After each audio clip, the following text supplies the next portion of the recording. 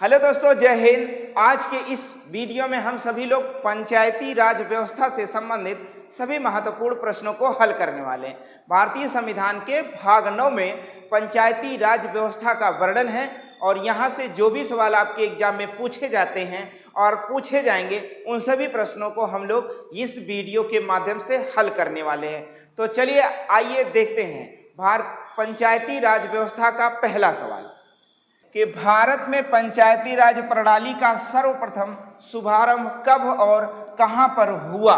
तो देखिए मेरे प्यारे बच्चों, पंचायती राज व्यवस्था की शुरुआत या प्रारंभ या शुरुआत सर्वप्रथम राजस्थान का एक जिला नागौर है। राजस्थान का एक जिला नागौर है जहां पर 2 अक्टूबर सन 1962 को पंडित जवाहरलाल नेहरू ने प्रारंभ किया था। अगला सवाल है, क्वेश्चन नंबर 2 आपका है कि यदि पंचायत भंग हो जाती है तो किस अवधि के अंदर पंचायत का निर्वाचन हो जाना चाहिए, यानी पंचायत के सदस्यों का निर्वाचन हो जाना चाहिए। तो मेरे प्यारे बच्चों, 6 माह के भीतर पंचायत के सदस्य का चुनाव हो जाना चाहिए। अगला क्वेश्चन है, क्वेश्चन नंबर 3 है कि महिलाओं को पंचायतों में आरक्षण भारतीय संविधान के किस संशोधन के माध्यम से दिया गया है। तो पंचायतों में महिलाओं के लिए आरक्षण भारतीय संविधान का वह कौन सा संशोधन है जिसके माध्यम से दिया गया है। तो प्यारे बच्चों, 73वां संविधान संशोधन 1992 के तहत, कौन सा संशोधन? 73वां संविधान संशोधन 1992 के तहत पंचायतों में महिलाओं के लिए आरक्षण 1/3 भाग दिया गया है, यानी 33% दिया गया है। अगला क्वेश्चन नंबर 4 है आपका कि पंचायती राज किस सूची का विषय है। यारे बच्चों, कह रहा कि पंचायती राज व्यवस्था किस सूची का विषय है। तो सूची से का मतलब कहने का यह है कि 7वीं अनुसूची आपको पढ़ाया गया है कि 7वीं अनुसूची भारतीय संविधान में 7वीं अनुसूची शक्तियों का बंटवारा है। क्या है प्यारे बच्चों? शक्तियों का विभाजन है। शक्तियों का बंटवारा कह सकते हैं या शक्तियों का विभाजन कह सकते हैं। शक्तियों का बंटवारा। शक्तियां कितने प्रकार से विभाजित हैं प्यारे बच्चों? तो 3 प्रकार से। एक है संघ सूची, दूसरा है राज्य सूची और तीसरा है समवर्ती सूची। प्यारे बच्चों, समवर्ती सूची कहाँ के संविधान से लिया गया है? तो समवर्ती सूची ऑस्ट्रेलिया के संविधान से लिया गया। संघ सूची ऐसे कार्यक्षेत्र जिस पर केवल केंद्र नियम और कानून बनाएगा, ऐसे कार्यक्षेत्र जिस पर केवल राज्य नियम बनाएगा, कुछ विषय ऐसे हैं जिस पर केंद्र और राज्य दोनों नियम बनाएंगे, जैसे शिक्षा, मापतौल, जनसंख्या, ये सभी क्या है? समवर्ती सूची का विषय है। तो यहाँ पर देखेंगे जो पंचायती राज व्यवस्था है, पंचायती राज व्यवस्था अलग अलग राज्यों का अलग अलग हिसाब किताब है, इसलिए पंचायती राज व्यवस्था राज्य सूची का विषय। अगला क्वेश्चन नंबर 5 है आपका, कहता है कि भारतीय संविधान की 11वीं अनुसूची में पंचायतों के लिए कुल कितने विषय निर्धारित किए गए हैं। 11वीं अनुसूची में पंचायतों के लिए कुल कितने विषय निर्धारित किए गए हैं, आपके एग्जाम में पूछा गया है। तो बताइए, कुल 29 विषय निर्धारित किए गए हैं, यानी पंचायतों को कुल 29 कार्यक्षेत्र दिए गए हैं। 29 कार्यक्षेत्र दिए गए हैं जिस पर पंचायत क्या बना सकता है? नियम कानून बना सकता है और कार्य कर सकता है। अगला क्वेश्चन है, क्वेश्चन नंबर 6 है कि निम्नलिखित में से किसे भारत में स्थानीय स्वायत्त शासन का जनक माना जाता है। यानी पंचायती राज व्यवस्था का जनक यानी पितामह यानी पापा किसे माना जाता है? तो मेरे प्यारे बच्चों, लॉर्ड रिपन को पंचायती राज व्यवस्था का जनक माना जाता है, यानी स्थानीय स्वशासन का जनक माना जाता है। अगला क्वेश्चन नंबर 7 है कि निम्नलिखित राज्यों में से किसमें पंचायती राज संस्था नहीं है। यानी सवाल के कहने का मतलब है कि भारत का वह कौन सा राज्य है जहां पर पंचायती राज व्यवस्था यानी पंचायती राज संस्थाएं कार्य नहीं करती हैं। तो आसाम, केरल, नागालैंड, मेघालय और त्रिपुरा, इन सभी राज्यों में से किस राज्य में? तो प्यारे बच्चों, नागालैंड और मेघालय में पंचायती राज संस्थाएं नहीं कार्य करती, एक राज्य और है मिजोरम। क्या है प्यारे बच्चों? मिजोरम में भी पंचायती राज संस्थाएं कार्य नहीं करती हैं। इन सभी राज्यों में नागालैंड, मेघालय और मिजोरम में एक स्तरीय जनजाति परिषद कार्य करता है। क्या करता है प्यारे बच्चों? इन सभी राज्यों में एक स्तरीय जनजाति परिषद कार्य करता है। यहाँ पर पंचायती राज व्यवस्था कार्य नहीं करती। अगला क्वेश्चन है कि बलवंत राय मेहता समिति ने पंचायती राज के लिए कितने प्रतिमान की संस्तुति की है? तो प्यारे बच्चों, बलवंत राय मेहता में देखोगे तो 3 शब्द से इनका नाम मिलकर बना है। तो आप कह सकते हैं त्रिस्तरीय संस्तुति यानी त्रिस्तरीय पंचायती राज व्यवस्था के बारे में बताया। किसने? बलवंत राय मेहता समिति ने। अब प्यारे बच्चों आप देख सकते हैं, एक ट्रिक आप याद कर सकते हैं, बीए पास और 73वां संविधान संशोधन 1993 के तहत यह सुझाव यानी पंचायती राज व्यवस्था लागू किया गया। बीए से बलवंत राय मेहता समिति। क्या प्यारे बच्चों? बलवंत राय मेहता समिति।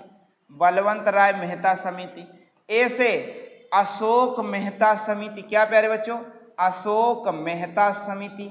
उसके बाद पी से पीवी के राय समिति। फिर एस से सिंधवी समिति, LM सिंधवी समिति। प्यारे बच्चों देख रहे हैं आप, बलवंत राय मेहता में 3 शब्द है तो त्रिस्तरीय, अशोक मेहता में 2 शब्द है तो 2 स्तरीय, पीवी के राय में 4 शब्द है तो 4 स्तरीय, और लक्ष्मी मल सिंधवी ने सर्वप्रथम पंचायती राज व्यवस्था को संवैधानिक दर्जा दिलाने का काम किया था, यानी त्रिस्तरीय पंचायती राज व्यवस्था की सिफारिश की थी। 3 अक्षर का इनका नाम है। प्यारे बच्चों, पंचायती राज व्यवस्था किस भाग में है? तो भाग 9 में है। पंचायती राज व्यवस्था का वर्णन किस भाग में है? तो भाग 9 में है। त्रिस्तरीय पंचायती राज व्यवस्था है क्या? तो प्यारे बच्चों, त्रिस्तरीय पंचायती राज व्यवस्था ग्राम स्तर एक है, एक जो है क्षेत्र स्तर है और एक जिला स्तर है। तो प्यारे बच्चों, ग्राम स्तर पर ग्राम पंचायत, क्या बताया गया? ग्राम स्तर पर ग्राम पंचायत के बारे में बताया गया। क्षेत्र स्तर पर क्षेत्र पंचायत की सिफारिश है, क्षेत्र स्तर पर क्षेत्र पंचायत, और जिला स्तर पर जिला परिषद, जिला पंचायत के बारे में बात होती है। जिला पंचायत, बात समझ में आ जाएगा। जिला स्तर पर जिला पंचायत, ग्राम स्तर पर ग्राम पंचायत और क्षेत्र स्तर पर क्षेत्र पंचायत की बात करता है। यानी भारत में त्रिस्तरीय पंचायती राज व्यवस्था लागू है। ग्राम स्तर पर ग्राम पंचायत, क्षेत्र स्तर पर क्षेत्र पंचायत और जिला स्तर पर जिला पंचायत। अगला क्वेश्चन है, क्वेश्चन नंबर 9 है, हमारे संविधान के किस भाग में 3 सोपानों में पंचायतें बनाने की परिकल्पना की गई है? तो अभी हाल ही में बताया कि भाग 9 में 3 सोपानों में पंचायतें बनाने की परिकल्पना की गई है। वो 3 सोपान कौन कौन से हैं? तो एक स्तर है ग्राम है, दूसरा स्तर है क्षेत्र या खंड आप कह सकते हैं, और तीसरा स्तर है जिला स्तर। तो प्यारे बच्चों, ग्राम स्तर पर ग्राम पंचायत क्या बताया गया? ग्राम स्तर पर ग्राम पंचायत बताया गया। क्षेत्र या खंड स्तर पर क्षेत्र पंचायत बताया गया, क्षेत्र पंचायत बताई गई आपको, और जिला स्तर पर जिला पंचायत बताया गया। क्या समझ में आ रहा है प्यारे बच्चों? जिला स्तर पर जिला पंचायत। और किस भाग में इसका वर्णन है? तो भाग 9 में वर्णन। अगला क्वेश्चन है, क्वेश्चन नंबर 10 है आपका कि पंचायती राज है यानी पंचायती राज व्यवस्था क्या है? तो प्यारे बच्चों, पंचायती राज व्यवस्था आप देखेंगे यह एक सामुदायिक विकास कार्यक्रम है, तो बिल्कुल गलत है। यह एक सरकारी आंदोलन है, कौन है बिल्कुल गलत है। यह एक स्वशासन की योजना है। बिल्कुल यही सही है, यह एक स्थानीय स्वशासन है। सत्ता का विकेंद्रीकरण, पंचायती राज व्यवस्था, यानी यह एक स्थानीय स्वशासन की एक योजना है। क्वेश्चन नंबर 10 का उत्तर क्या हो जाएगा प्यारे बच्चों? सी हो जाएगा। क्वेश्चन है कि राज्य वित्त आयोग का गठन कौन करता है? राज्य में जो वित्त आयोग का गठन है वो राज्य का राज्यपाल करता है। कौन करता है प्यारे बच्चों? राज्य का राज्यपाल कि राज्य के वित्त आयोग का गठन करता है। अगला क्वेश्चन है, क्वेश्चन नंबर 12 आपका है कि संविधान के किस अनुच्छेद के तहत राज्यों को ग्राम पंचायत गठित करने का निर्देश दिया गया है? यानी राज्य ग्राम पंचायत का गठन कौन से अनुच्छेद के तहत कर सकता है? तो प्यारे बच्चों 40, 41, 17, 16। तो इसका उत्तर होगा अनुच्छेद 40 के तहत राज्य ग्राम पंचायत का गठन कर सकता है। अनुच्छेद 40 प्यारे बच्चों, अनुच्छेद 40 कौन से भाग में है? तो अनुच्छेद 40 है राज्य के नीति निर्देशक तत्व, डीपीएसपी। क्या प्यारे बच्चों? डीपीएसपी राज्य के नीति निर्देशक तत्व। राज्य के नीति निर्देशक तत्व क्या है प्यारे बच्चों? तो कल्याणकारी राज्य की एक स्थापना करना, कल्याणकारी राज्य की एक स्थापना करना इसका मुख्य उद्देश्य होता है। डीपीएसपी यानी राज्य के नीति निर्देशक तत्व आयरलैंड के संविधान से प्रेरित है और डीपीएसपी यानी राज्य के नीति निर्देशक तत्व अनुच्छेद कहां से कहां तक है मेरे प्यारे बच्चों? तो अनुच्छेद 36 से अनुच्छेद 51 तक, अनुच्छेद 36 से अनुच्छेद 51 तक राज्य के नीति निर्देशक तत्व का वर्णन है। अनुच्छेद 41 कहता है कि प्यारे बच्चों, अनुच्छेद 41 कहता है कि कुछ दशा में कार्य पाने का अधिकार, कुछ दशा में कार्य पाने का अधिकार। अनुच्छेद 17 कहता है अस्पृश्यता का अंत यानी छुआछूत का अंत। अनुच्छेद 16 कहता है सरकारी नियोजन यानी सरकारी नौकरियों में समानता। बात हो रही है कि ग्राम पंचायतों का गठन, तो ग्राम पंचायतों का गठन अनुच्छेद 40 के तहत किया जा सकता है। तो इस सवाल का उत्तर क्या हो जाएगा? अनुच्छेद 40 यानी ऑप्शन नंबर ए। तो मैंने आपको पंचायती राज व्यवस्था से संबंधित सभी महत्वपूर्ण प्रश्नों को हल करा दिया है। आशा करते हैं कि यह सभी प्रश्न आपको अच्छे लगे होंगे। तो एक लाइक जरूर बनता है और यदि आपने अभी तक अपने इस YouTube चैनल को सब्सक्राइब नहीं किया है तो अभी सब्सक्राइब कर लें और बेल आइकन यानी घंटा जरूर दबा दें ताकि हमारे अगले वीडियो का नोटिफिकेशन आप तक पहुंच सके।